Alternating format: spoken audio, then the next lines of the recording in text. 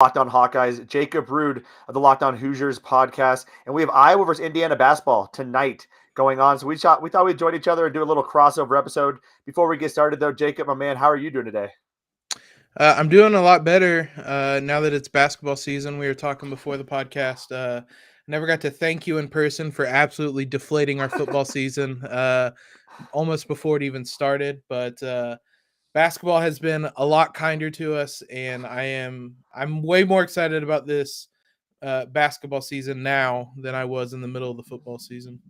That's good. Yeah, I mean, for me, I think it's almost the inverse. I was very excited about this football season. We had a pretty good run, kind of tailed off towards the end. Basketball has been a little tougher for me this year. The team has been tough to. I love the team. I love the players, but it has been tough to get really excited because every time you get a little excited, they have issues with rebound. I mean, just some of the stuff they're kind of going through. I'm like, these are things that should not be happening. I thought offense would be an issue with this basketball team, but it's more of just rebounding the freaking basketball. So I feel like I'm a little bit the inverse of you. But we're going to be talking about all that on today's show, man, this Thursday morning. I'm curious from a Hoosiers perspective, a lot of interesting stuff happening in the offseason. You get a new coach. You think Trayce Jackson-Davis, some guys might be leaving. Ultimately, a couple main guys stay. You bring in like 3 or 4 transfers. What were the expectations for Indiana coming into this season? Honestly, I'm not really sure that there were many for all the reasons you said, because this was just such an unknown. Mike Woodson comes in, obviously a respected NBA head coach, but it's a whole different animal coaching in college, and he's an older coach as well. There were a lot of reservations about how he would adapt. We obviously knew that Trayce Jackson-Davis was really good, but all of the other kind of main contributors on this team uh, are transfers that have come in. So there there weren't really expectations. They had a trip to the Bahamas during the summer where it sounded like they played well, had some people optimistic, but I don't think in anybody's kind of best case scenario they would have imagined this IU team being 12-3 right now, having a win over Ohio State, being at 500 in the conference, or excuse me, over 500 now in the conference. They've exceeded expectations, even if there weren't really any to begin with. Mike Woodson has been great. Trayce Jackson-Davis has been All-American level, and this team has just been a blast. Mainly, I mean, probably because they don't really have expectations. So this all just feels like fun. There's no pressure. They're exceeding all the expectations, and it's been a blast to watch this team this year. That's awesome here. Yeah, I think from an Iowa perspective, coming off of last year's season, people weren't sure of what to expect, yet there's still kind of like an expectation that we should be decent at least, right? And I think we have some components of that decency, but it's a matter of putting together and getting those wins when we need to. I'm curious about, Iowa's losses have been to Iowa State, Purdue, Illinois, Wisconsin, all top ranked teams, right? Indiana, the losses are a bit interesting when you look at them. Losing to Penn State, losing to Syracuse. You did lose to Wisconsin, but all right, that's a pretty good loss at this point. What went wrong in those losses? Well, the first thing is that the trend there is every one of them is on the road. IU has yet to I win a love road that. game. Yeah, I was Love going to it. say, good news for Hawkeye fans. IU has yet to win on the road this year. That's the first trend. Although that isn't really the only reason. The Syracuse game was turnovers, just an absolute ton of turnovers against that 2-3 zone. They finished with 26 in that game. The Jeez. Wisconsin, yeah, it was a double overtime game. It was an absolutely silly game. At one point, um, Trayce Jackson-Davis went down with like a non-contact knee injury that looked really, Whew. really bad, and everybody was just like, "This is awful. The season's done." He came back in like 2 minutes later and saved us and sent it to overtime. Obviously, he's been fine, but the Wisconsin game was maybe the first half was the best half of the season. We were throttling Wisconsin up by 20, I think 23 points in the first half, and lost that game. So we don't Wow. even. You can imagine what the second half was like. Um, that Penn State game again was an odd game. IU was coming off. They had a game canceled right around the New Year's. Penn State had 3 weeks off. The It was just kind of an odd feeling game. But Penn State came out, shot the ball really well. It was IU's worst game of the season, I would say, over a full 40 minutes. Offense in general has been an issue for this team. The defense is really, really, really good. And Mike Woodson preached that the minute he got here. The offense outside of Trayce Jackson-Davis has not been great, which is interesting just comparing these two teams because it feels like just looking at the stats, almost the exact Exact opposite. opposite for Exact Iowa opposite. this year. Yeah, it's you're completely right. The exact freaking opposite. Where like Iowa offensively, I thought, man, offensively they're going to be worse than last year because you're losing Luka Garza, you're losing a Joe Wieskamp, both NBA players. You're losing a CJ Frederick who could knock down threes at a pretty good clip.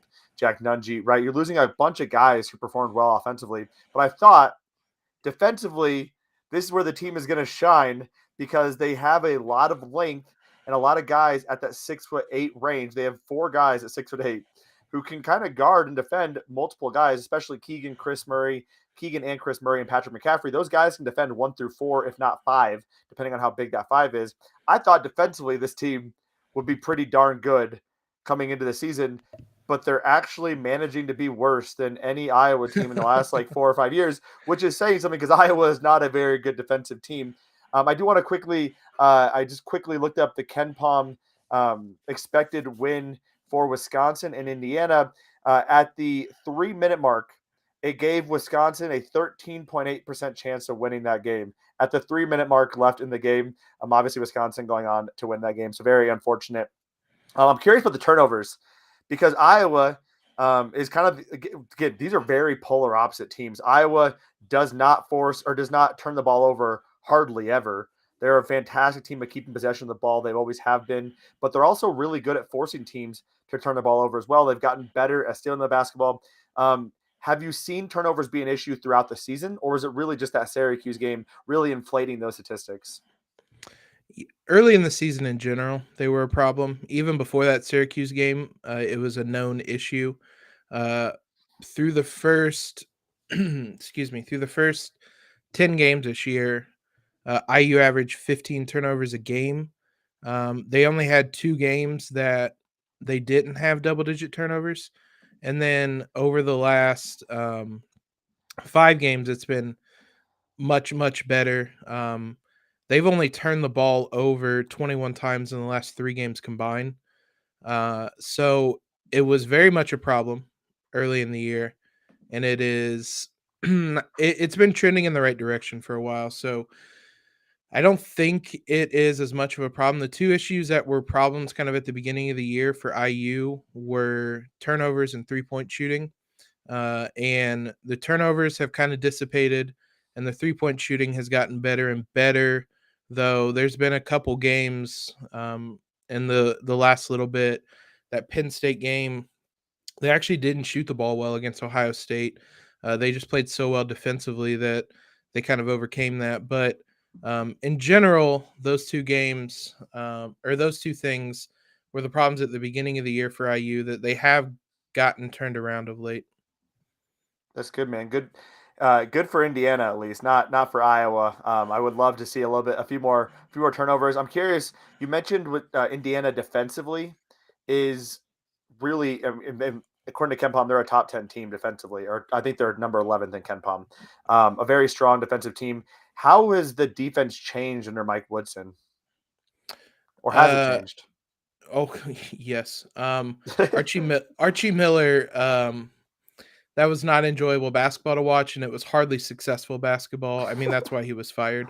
Um, that's been a thing that we've talked about all year, is just comparing this team to Archie Miller, because a lot of the big contributors are new, but uh, players like Trayce Jackson-Davis, Race Thompson, Rob Finney, all were here last year, and just seeing what Mike Woodson has gotten out of them that Archie Miller could not is startling at times. But when it comes to this defense, one of the biggest things is the transformation Trayce Jackson-Davis has made on that end. He's one of the top rim protectors, definitely in the Big Ten. And there's probably not a whole lot of guys better in the country. He is. It's been wild because it's not even like he went from like an average, maybe below average defender to good. He went from honestly a bad defender to a great defender in his time at IU, and he's made the biggest jump under Mike Woodson.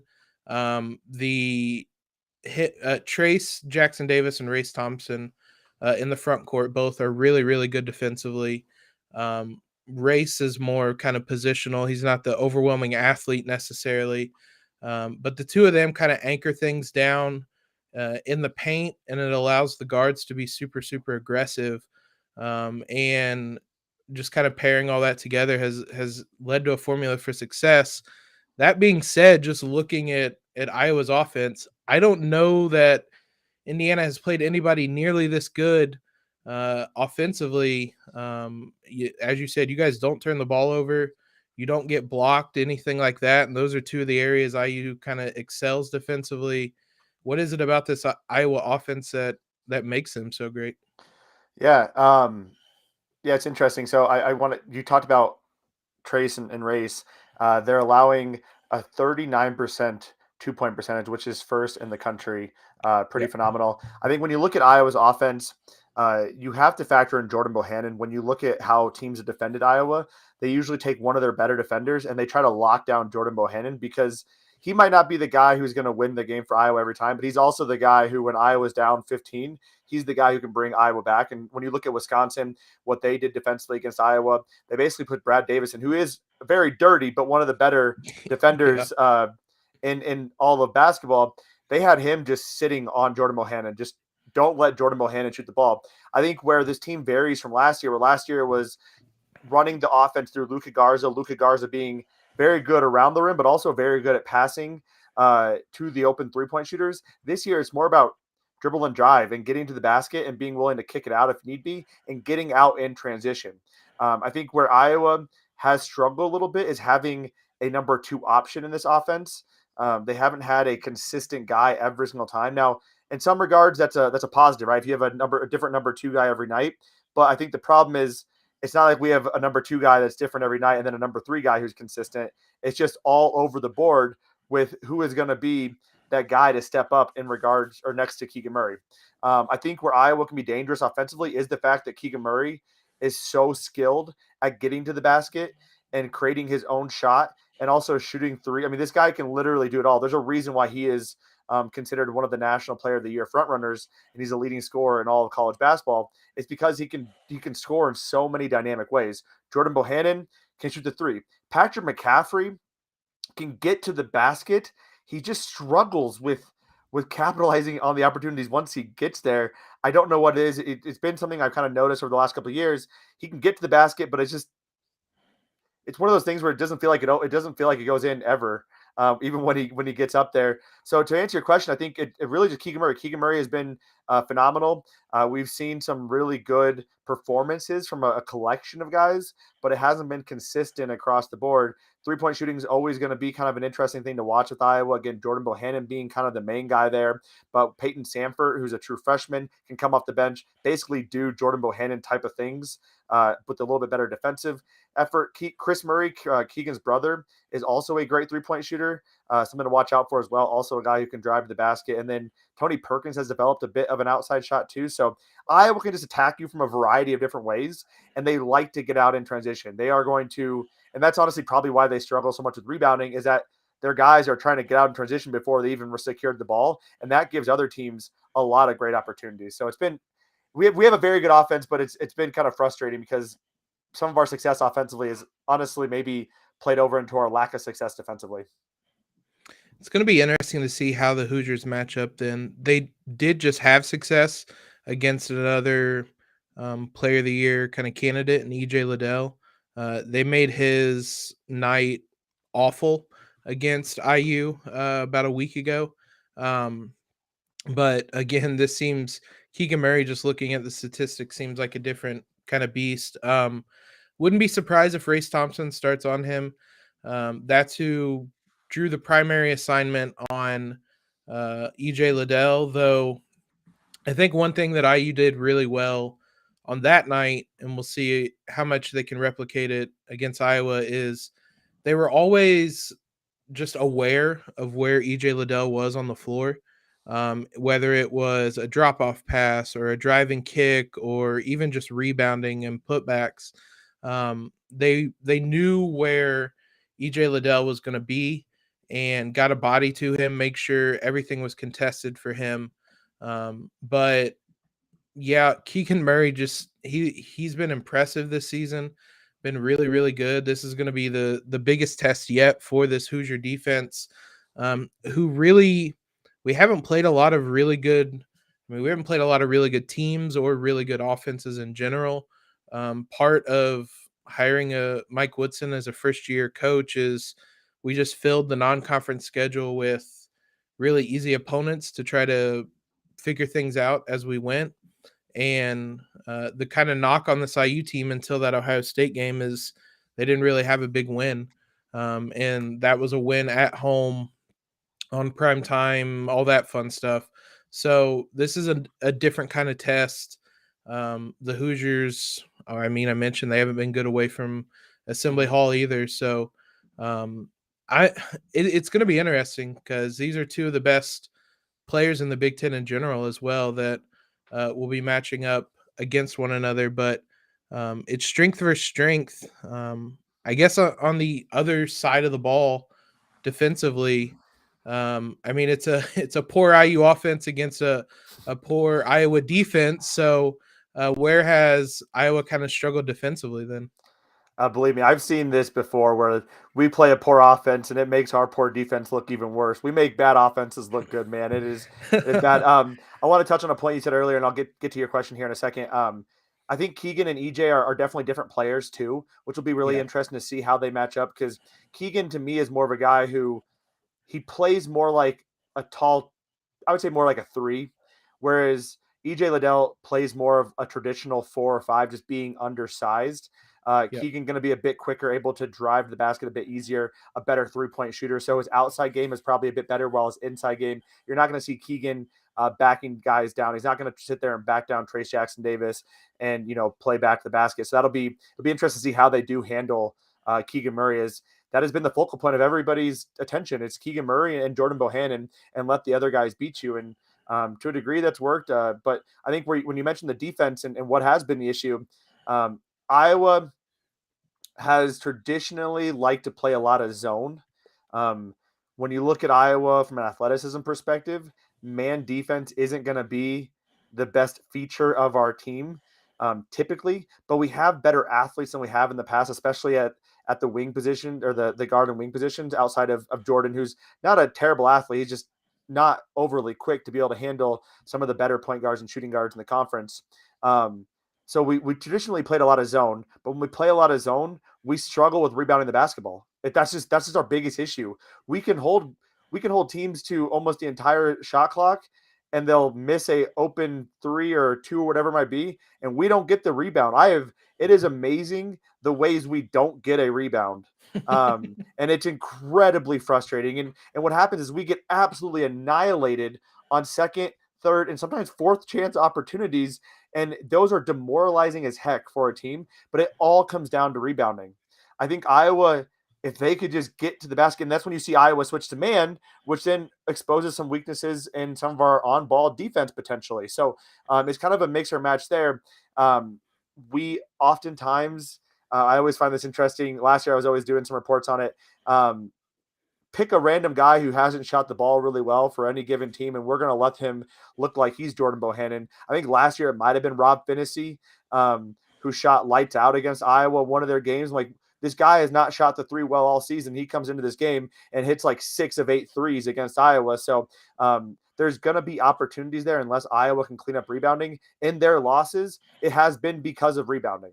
That has been the biggest issue. They just get destroyed on the baskets. I think Kofi Coburn almost out rebounded our whole team. when we played Illinois. And we were still in that game. So it's definitely rebounding. That's where our biggest issues are. Now, successfully, we've done a pretty good job in a full court press. We've had a lot of success in the full court press, half court trap, that kind of stuff, really putting a lot of pressure, on ball pressure early on in the shot clock. But we can't do that all game. And so, and usually we try to do it when we get on a little run, and then that's where we turn a 2-point lead into a 15-point lead. Or if we're down by 15, it's not usually just our go-to strategy for middle parts of the game that are just trucking along like normal.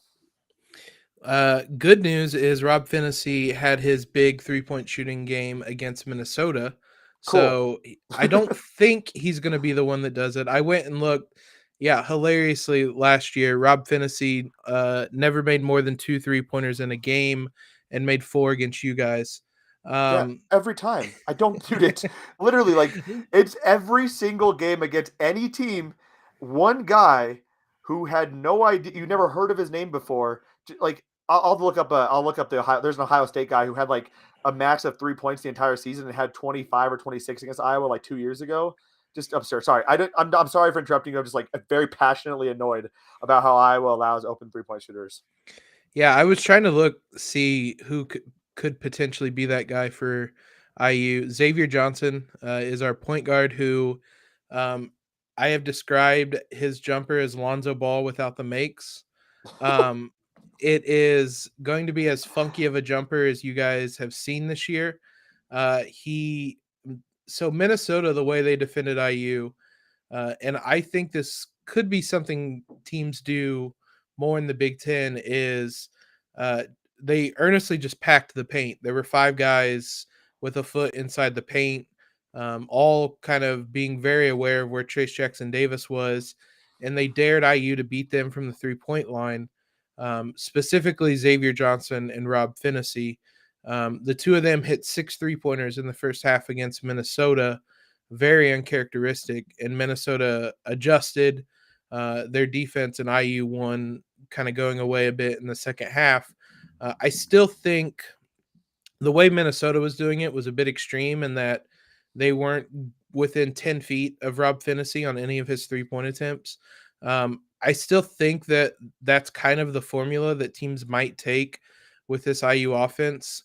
If I was looking at a guy that might break out for this 3-pointer barrage that might happen, Parker Stewart at the beginning of the year was hitting over 50% of his threes. He's had a bit of a slump lately. He is due for a big game. Tamar Bates is a freshman 5-star recruit who it's been a little up and down with him. Beginning of the year, he played really well.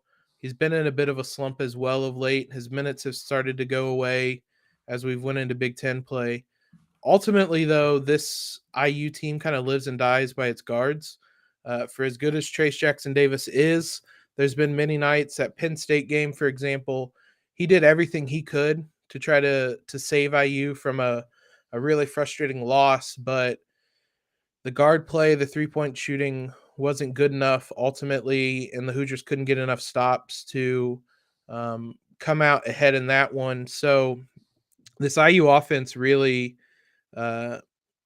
it just depends on how the non-Trayce Jackson-Davis guys are shooting and are playing. Trayce is going to get his. Race Thompson plays incredibly well off him. He's going to be flirting with a double-double by the end of the night. But then there have been multiple nights where nobody else on the team has more than 6 points or 8 points. That Penn State game, that Wisconsin game are examples. So if you can kind of limit everybody else, which hasn't been too hard to do at times this season, I think that would be the formula for Iowa to find success. But of late, the Hoosiers have done really well. A lot of teams are doubling Trayce Jackson-Davis and not really being worried about the Hoosiers knocking down threes. And instead of them taking threes, they've been doing a lot more driving and kicking and passing and getting an open shot that way. You mentioned a zone. I wouldn't be surprised if you guys tried that as well, because IU has been very hot and cold against zone defenses this year. That Syracuse game we mentioned, they had 26 Mhm. turnovers, and that's all Syracuse runs. Those possessions either ended in turnovers or dunks. So that's kind of been what IU has done against zone defenses this year, is either just mind-numbing turnovers or Trayce Jackson-Davis gets a dunk. So I wouldn't be surprised if Iowa went to a fair bit of zone as well against the Hoosiers, because it's not been something they've been great at this season. Yeah, it'll be interesting. Like I said, this is a tale of two different teams, with the strengths that match up very well against each other to make for a very interesting game. To me, this looks like either Iowa is going to honestly blow Indiana out, or Indiana is going to win by like 3 or 4. I want to make note that you mentioned being on the road has been tough for Indiana. Carver Hawkeye Arena is probably one of the worst home court advantages in the Big Ten. The fan support is not good, right? It's just not the best environment. So hopefully that doesn't hurt Iowa too much in this game. Yeah, it'll be interesting, man. If they struggle that much against the zone, I don't trust Iowa's zone to be able to handle that. But we've seen the show before where, last year with Iowa, teams allow Luka Garza to get his, stop the wings, and you win the game. And a lot of teams did that. Indiana did that. Seemed to work well. So it'll be an interesting game. What are your final predictions, man? Until this IU team wins a road game, I don't know if I can predict it to win one. I would probably say Iowa by probably 7, 8 points. Final score would be something like 80-73, maybe a little bit lower than that, but somewhere right around there. I think Iowa will probably win this. This is a really tough place to potentially get your first road win, and I don't trust the Hoosiers on the road yet. Yeah, I'm struggling with this. Because Iowa has had a break, which is good. They're coming off a very bad loss against Wisconsin. They are getting a little bit healthier. Man, I'm gonna hate. I just hate playing Indiana. Something about Indiana in basketball is like playing Northwestern in football or Purdue in football for the Hawks. Like the last couple of years, it just seems like Indiana's been a thorn in Iowa's side. But I do think Iowa can come out and get the W, and I will say probably a 7 to 10 point win. I'm gonna probably say like 84 to 74 at this point. Just Indiana's going to get theirs, even if their offense hasn't been good. They will get some against Iowa. That won't be a problem at all. We found a way to let teams eat a little bit too. Jacob, it has been a blast talking to you about Iowa, Indiana basketball. For the Hawkeye fans out there listening, you can find Jacob at Jacob Rude on Twitter, covering the Locked On Hoosiers, or the Indiana Hoosiers at the Locked On Hoosiers podcast Monday through Friday. As always, you can find me, Andrew Wade, covering the Hawkeyes Monday through Friday as well at Locked On Hawkeyes. Jacob, any last words, man? Good luck. Hope it's a fun one tonight. Yeah, man. Go Hawks. Go Hoosiers.